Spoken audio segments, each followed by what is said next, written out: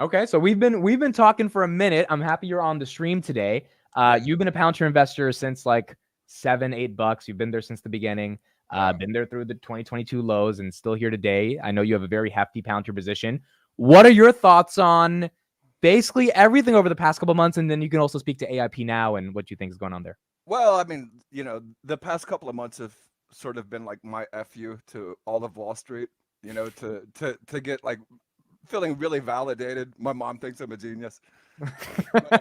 Dude, all our parents are like, well, I guess he knows how to pick stocks now. This guy's a fucking genius, right? Yeah, my girlfriend's always like talking about Palantir now and shit like that. She's picking out boats. She has to. There's no way. She has to talk about it. But yeah, I was gonna come on the show a bunch of times earlier, but I was getting ready to leave the country, remember? And then when I left, like Friday nights were gonna be impossible for me the entire time I was over there, and then I came back. So it is good to drop in and say hi to you guys. What were your thoughts on Karp's Coke comments last week as a retail investor? Well, it's like we were saying in the chat. He didn't bring that up. She asked him about it, and she asked him about it in the context of like, you've kind of burned the shorts. You know what I mean? You've proven the shorts wrong. And Karp can't resist spiking the football. Karp is a dude that carries vendettas. That's why he won't go on Jim Cramer's show. You know what I mean? The dude does not forget a slide against him, and I think, that was just his way of saying, yeah, the shorts were wrong. You know what I mean?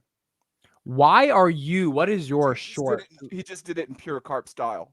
Yeah, 100%. It wasn't like he got on the air and started like crybabying about shorts and stuff like that. That would be alarming, but that's not what happened. What is your why are you invested in Palantir, and why have you stayed invested for the past 3 years? I don't even really remember. Look, to be honest, when I first heard it, I thought it was government spy tech. And I'm kind of this one like, stay out of my business. The government should build roads, keep schools open, and leave me alone. And so for about 7 or 8 weeks after the DPO, like, I didn't touch it. I had this friend of mine that was like, no, you should check it out. You should check it out. It feels cool. And I had been outside the country for like 14 years, so I had kind of missed a lot of the feel and must things. You know what I mean? Mm-hmm. I was investing, but it was much more traditional stuff. You may not know this, but like the way that I kicked off this whole portfolio was actually with Jacobs. Oh, wow. My dad, when he died, was almost like a vice president for Jacobs. He was over like multiple some of their biggest projects. These are projects that are way bigger than the wastewater treatment things. These are like multi-billion-dollar like low sulfur gas terminals in Minnesota, huge coker refineries in Corpus Christi and stuff like that. So my dad had a bunch of Jacob shares that he wasn't messing with, you know what I mean? And he started letting me mess with that. And when I got back into the country, this was after he died, Jacobs was at about $85, and I just kind of liquidated and started buying stuff. And I got lucky because like during the COVID thing, I kind of doubled it, and then I kind of tripled it. And, then I had a dry patch for a year, and I was telling my mom, I was like, this Palantir thing, I think it's something different. Because as I started to look into it, I completely changed my mind about it.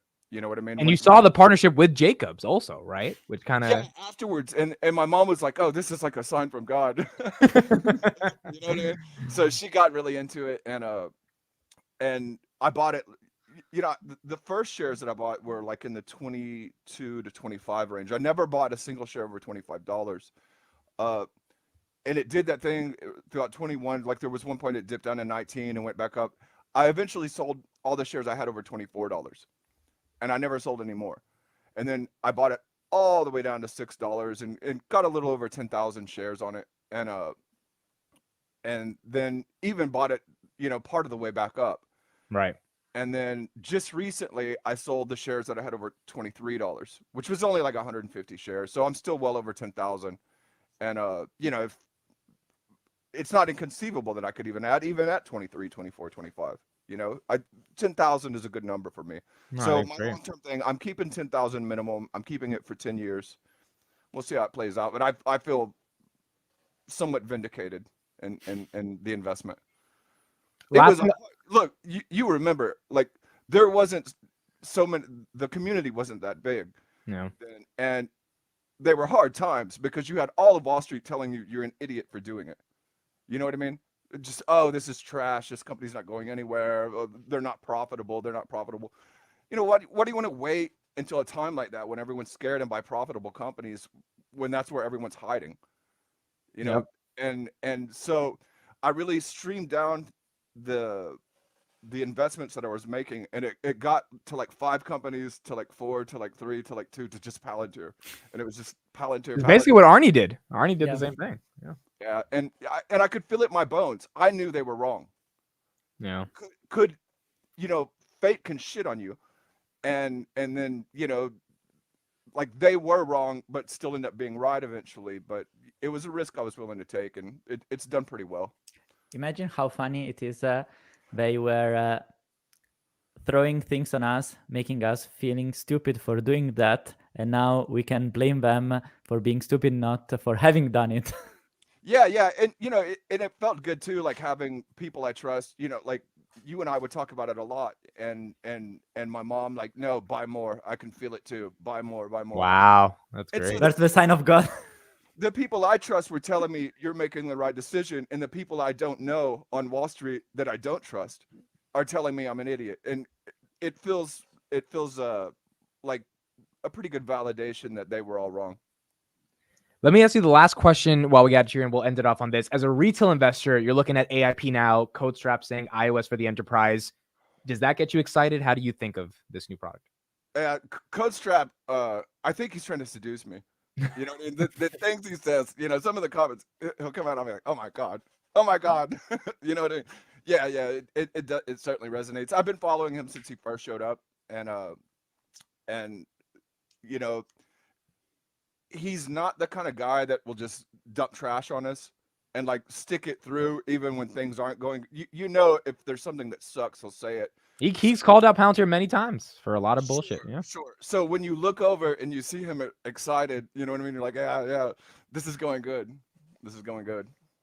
And Have you noticed? Cool, and it's cool to see, like, you know, finally some other people coming off the sidelines that have some clout, like Dan Ives, and you know, who was the other one? Kathy's been more bullish. She's Kathy's Kathy. I get it, but you know, I don't make a habit out of hating on Kathy. She does what she does. Her fun is hard to manage because she always has to be invested. She always has to buy something. Like you posted about her buying Meta the other day. That's why she buys Meta. She's seeing the market kind of topish, and so she's just gonna park it in the safest place because I don't think she's allowed to even sit on cash. Yeah, She's not. Yeah. Yeah. What were you gonna say, Arnie? By the way, it's good to meet you, dude. I don't remember. Great to meet you.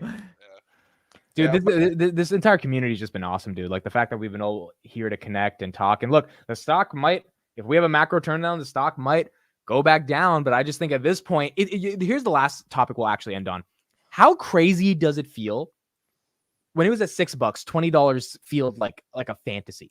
Now, $20 is not a lot of dollars to most people. Like if you're on Wall Street, if you're an investor, even if you're a retail, like $20 is like $20. It's like a lunch, right? Like it's not a big deal. But $20 to us signifies so much because we've been there from before. What do you feel about the normalization of this 22 to 25 range? That to us is crazy, but to someone who doesn't know pounds, you're like, oh, $20, whatever, I'll buy it. So a little bit after I took off to Colombia, because that's where I spent most of last year. Like, you'd get these spikes almost up to $20 and back down, and almost up to, and then, you know, this went on for months. Hey, that's better than $6. You know what I mean? But I like seeing them kind of put in this new floor in the mid 20s. That feels good. One of the reasons that I never had too much fear investing in Palantir, even when they got down to like 5 and 6, it's like some of these military contracts, you know, managing software for the nuclear arsenal and stuff like that. Even if things get really bad, they're going to have some revenue. Yeah. You know what I mean? It's not like poof, oh, we're not making anything. That would at least like be kind of an escape hatch if all else failed. You know what I mean? Right. That, you know, these are important contracts. These are important institutions. The government sometimes pays late, but it always has to pay. And these kind of contracts are so hard to get. Imagine Titan, how many years, how many phases. Once you get this contract, it is really unreasonable unless something really bad happens to you as a company that you switch provider. And guess what? The more you have this kind of very extreme use cases, the more you are building the moat, because you are the builder of extreme use cases, and there are not many companies which have a track record of these extreme use cases. So after Titan, let's say, okay, let's see who built something that is really valuable with AI software. Sorry, AI software driven hardware. Okay, that's who actually made it. Unreal, Palantir, missing. Right. Once you have them in like every branch of the military and in numerous, almost every government institution, like, you know, I know we all dog on the government. They're a good target for it. You know what I mean? There's plenty enough, but the tech people in the government, they're doing their homework. You know what I mean? They're buying that because it is the best thing out there, and probably paying a lot more for it than other people are bidding. Yep. And you know, the idea that they would lose all those contracts suddenly, just all of a sudden, because our community, I think, would be able to see something like that coming from a long way. You know what I mean? From a long way. It would be like one institution is like, nope, see you later. And then maybe another one, you know. And I think we did with the NHS. We saw what they were doing. We knew they would get that damn deal. And then they finally got it. And they're going to get Brazil and Canada one day as well, because those systems are pretty bad. I was pretty confident they would get it. I think the UK made a mistake just dragging it along, is sort of like prolonging it. You know what I mean? They want to look like they're doing their due diligence, but all they do is give these people on the sidelines more time to chunk rocks at you. Yeah. You know what I mean? That's really all they're doing. They should have just said, you know what? Like, we're not listening to these dudes. This is what we're going to do. And because look, a year before that contract was announced, the NHS knew they were going to do this deal with Palantir. Mm-hmm. Palantir knew it. The NHS knew it. Foxglove knew it. You know, the whole thing ended up just being a waste of time. They should have just announced it. Yep, I agree. All right, this was great stuff. Thank you, man, for joining the show. Super, super awesome. Yeah, you know, I always support you guys.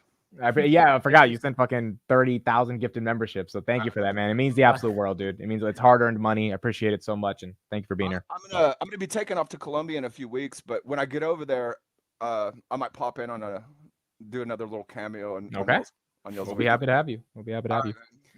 Bye. Thank you, everybody, for joining.